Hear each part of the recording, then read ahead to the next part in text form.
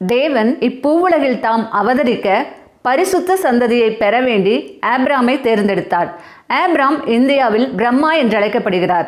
ஆபிராமின் குமாரனான ஈசாக்கு இந்தியாவில் ஈஸ்வரன் என்று அழைக்கப்படுகிறார். பிரம்மாவின் குமாரன் ஈஸ்வரன் என்று வாயு புராணம் தெரிவிக்கிறது. ஈசாக்கின் குமாரர்களான ஏசா மற்றும் இஸ்ரவேலன் இந்தியாவில் ஏசா கணேசா என்றும் இஸ்ரவேலன் வேலன் என்றும் அறியப்படுகிறார்கள். ஏசா உடல் முழுவதும் ரோமத்தால் நிறைந்தவன். எனவே கணேசாவை அடையாளப்படுத்த யானை தலை பொருத்தப்பட்டிருப்பதை நாம் காண்கிறோம். ஏசா உடல் முழுவதும் ரோமத்தால் நிறைந்தவனாக இருந்ததால் இஸ்ரவேலனை அழகன் என்று தமிழகத்தில் அழைப்பதையும் காண்கிறோம். இஸ்ரவேல் தேசத்தின் தேசிய கொடியில் உள்ள அறுமுகம் கொண்ட நட்சத்திரமானது தமிழ் கடவுளான வேலனின் எந்திரம் என்று அழைக்கப்படுகிறது.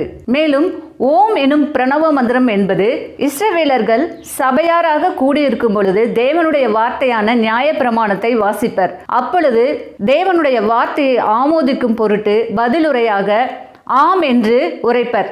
இந்த ஆம் என்பதே ஓம் என்று ஆகியிருப்பதை காண்கிறோம். ஈழத்தமிழர்கள் இன்று வரை ஆம் என்ற சொல்லை ஓம் என்றுதான் உச்சரிக்கின்றனர். பரிசுத்த வேதாகமத்தில் உள்ள சியோன் என்ற பெயர் தொல்காப்பியத்தில் தமிழ் கலவடான வேலனுக்கு செய்யோன் என்று கொடுக்கப்பட்டுள்ளதை காண்கிறோம். இதிலிருந்து இந்தியர்களின் கோத்திர தலைவன் இஸ்ரவேலன் என்பதும் இஸ்ரவேலனின் வாழ்க்கை வரலாற்றை இங்கு அறுபடை வீடுகளாக அமைத்திருப்பதையும் காண்கிறோம். அறுபடை வீடுகளின் ஸ்தல புராணங்களை பரிசுத்த வேதாகமத்தில் உள்ள இஸ்ரவேலனின் வாழ்க்கை வரலாற்றோடு ஒப்பிட்டு பார்த்தால் அதன் உண்மைத்தன்மை என்னவென்பது நாம் அறிந்து கொள்ளலாம்.